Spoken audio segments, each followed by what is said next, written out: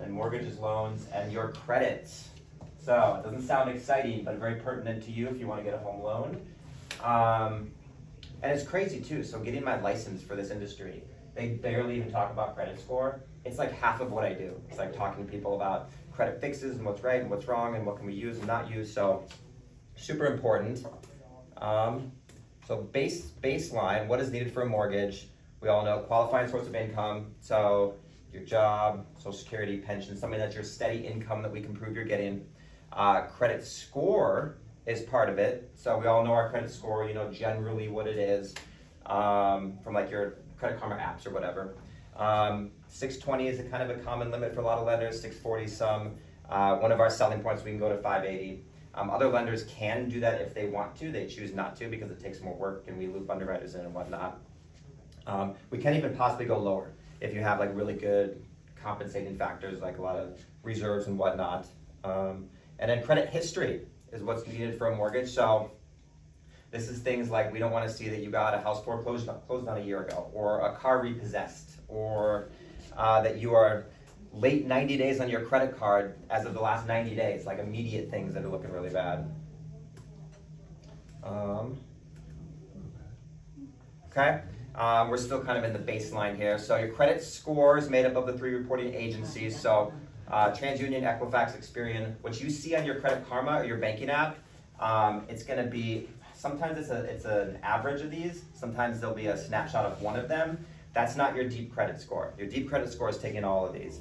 Your Credit Karma, your credit card apps, that's usually a good snapshot. And when I do a loan consult call, I ask people what they think their credit is, so it can help guide the conversation. But it's usually not exact, and sometimes it's very different. Sometimes it's a snapshot of one reporting agency, which is your best reporting agency, and the other ones are not as good. And that's because there's trailing timelines on how stuff gets reported.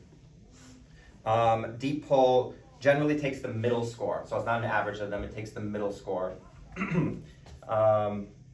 And again, working with credit repair people, my credit repair person, Gary, who I'm going to talk about more here, he is somebody, I probably refer somebody to him once a week, and he lives in Broken Arrow, and he's a credit repair specialist, been doing this his whole life, and he is a master. So another selling point, not only can we work with 580 credit, but just for anyone else, the realtors in the room, Gary, our credit repair specialist, is, he sets himself apart because he charges a flat fee, which is different than a lot of credit repair places, and then he's basically part of our home buying team. So he communicates with me and gives me monthly updates and you know, should the lender pull their credit again, what are we looking at? So let's see, moving on. Let's see, we kind of talked about this. So your credit report, your deep credit pull is going to show things like collections accounts, late payments, outstanding revolving credit, paid off accounts, which we'll get to later because that's not necessarily always a good thing.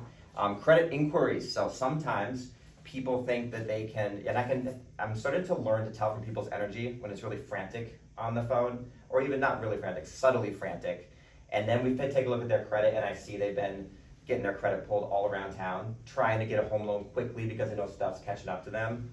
But we're going to see inquiries. If your credit was pulled a week ago, I'm going to see that you're talking to another bank, then I'm going to ask you about it because I have to tell the story of what's going on with the credit report. So this is all part of it. There's no outrunning or getting in under the radar with your credit report. It follows you for better or worse. I think usually worse. All right, so this is, the theme of all this is myths we're going to go through. Large balances owed are disqualifying. So let's see, if you owe a large balance, so I have a good real world example for this that happened a few weeks ago. As an individual, talked to her, she had gone through a divorce recently, and she had a repossession on her credit reports that the car dealership said she owed. She said she didn't know, that her husband owed it, and the previous lender they had talked to said, okay, well that's $12,000 repossession, you know, we can't, that's a huge red flag. We talked to our underwriter and he said, okay, we'll just ding them for 5% of that, assuming you do owe it. So we got her to a pre-approval with that. Now it's not as much as she wanted, so she's back to the drawing board for more qualified income, but we solved the problem of this huge expense, which she rightfully doesn't know. She said it wasn't me, I was tied to it with my ex-husband, it's a nasty divorce, and a previous lender said no. So it's not necessarily always black and white, and 5% of that was not killer for her. But again, for her, just means she needs a little bit more income. So basically what it did is it added like a really large car payment to her. Let's see, this is a very common one. Paying off collections puts you in the clear. Sorry guys. There. Thank you.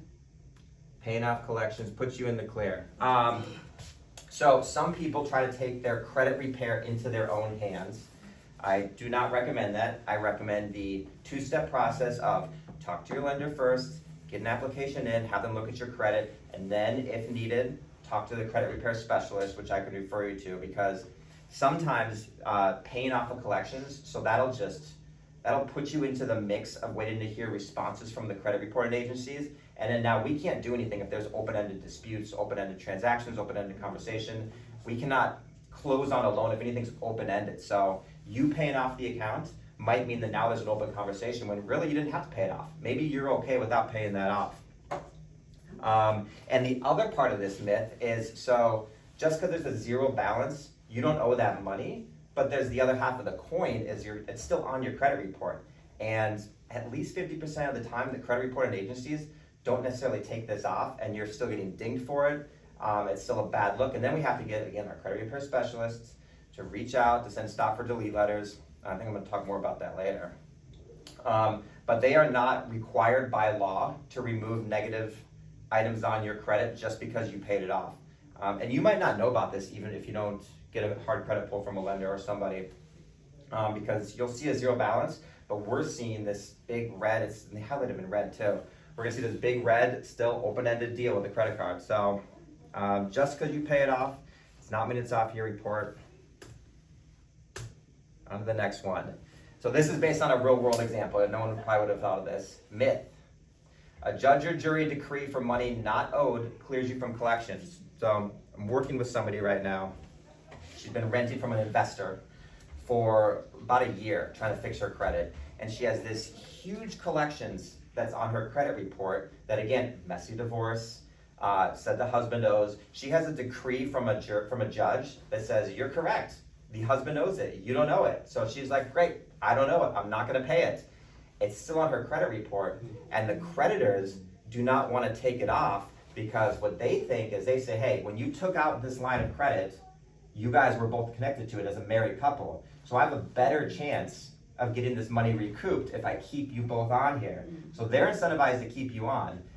We have to account for that. So this goes back to the previous example about like a collections vehicle. So we're just gonna ding her for 5%. So it's not the end of the world. It's not great, but it's not disqualifying. Yes, and my last point here, unfair and unjust. A lot of things on your credit report are, but it's what we have to navigate. This is another one, I get this all the time. People are really gun shy about getting their credit hard pulled. It's not the end of the world. 3 to 4 points, maybe a 5th point. I actually had a conversation with Gary about this to say, you know, I'm getting this pushback all the time on hard credit pulls. What does that mean? When does it get removed? What can I tell these borrowers? Usually stays in your report for about a year. Broad strokes, 30,000 foot view, 3 to 4 points should not put you in and out of approval. So if you're that close, then we probably have some work to do anyway.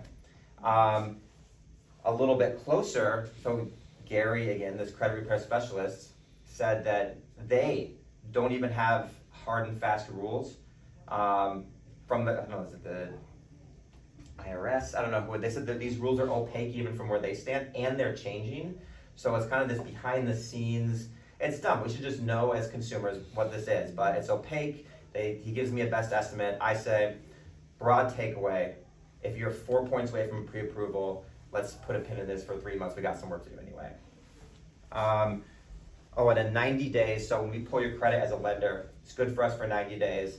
So to go back to the example I said about this borrower who's been going through credit repair for a year, had the judgment against her ex-husband. We pulled her credit like a week ago because we think she's going to solve some tax stuff in about 2 months. So we pulled her credit because we know we got 2 months to kind of deal with some tax stuff, and it's still going to be within the 90-day window. Now again, if we have to pull it again, it's 3 to 4 more points, so not the end of the world, but 90-day windows is kind of what we work with. All right. Myth, credit repair takes a long time. Some people, yes. If it's really disastrous, some people, yes, but a lot of people, 60 to 90 days can give you a boost, and this really comes with cycles of disputes. So, again, to go back to Gary, he's got a team of people, and what they do is they send out monthly cycles of disputes. Usually takes about a month, maybe like 5 weeks to get back. And sometimes it takes a couple of cycles. Maybe a credit card reported agency will reject the first one. So you send it out again. You know, sometimes if there's a little bit of distance in your delinquency or more delinquency, then they're more likely to respond. So you try it once, you'll get some of them off. Try it again, you'll get some more off. And then that's when Gary and I would talk like 60, 90 days in. He'll say, you know what, I've got 75% of these disputes resolved, deleted off their credit report. I have these other ones. So we have some more work to do if you want, but their score is probably boosted, X number of points, so you can take a look at it. So that's just where the conversation goes. And that's another reason why Gary, having somebody in-house is so much more helpful than a random strip mall credit repair person who just wants to keep you in a subscription service. Final myth. So you can tackle this alone. I think the kicker fact, knowing that there's not even hard and fast rules about how long a hard credit hit stays in your account, shows that this is an evolving system, and it might be one of those things where a professional is helpful. You can probably go crazy trying to figure out how to deal with all these credit agencies, getting everything removed, and when you hit a brick wall, if you don't have wisdom of experience, you might not know where to go. You might go to Reddit, and 50% chance it's going to be good info, but it might be awful info, and then you might be in a worse position than if you hadn't hired somebody from the first place. So I always recommend hire a specialist. It's one of those things, but you don't have to. All right, that's it. All right, any questions? Well, I will tell you that insurance companies, life insurance, utilize credit reports to rate you as well. I thought insurance companies